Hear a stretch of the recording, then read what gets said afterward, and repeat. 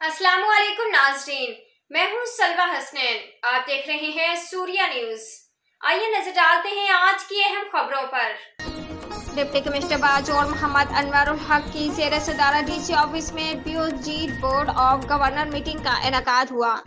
Meeting का आगाज तिलावत कलाम पाक से हुआ। मीटिंग में district education officer Bajaur Shireen Zada, ADEO Bajaur Haji Nazir Malakhel, principals, governor model school for boys and girls और दीगर कमेटी मेंबरान ने शिरकत की।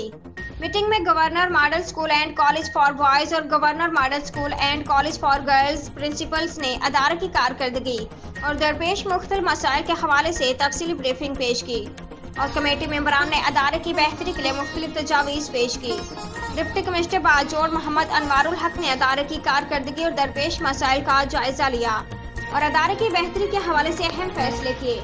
डिप्टी कमिश्नर बाजोड़ मोहम्मद अनवरुल हक ने अदारे की बेहतरी के लिए governor model school and college for boys और governor model school and college for girls principals को सख्ती से जरूरी हिदायत जारी की।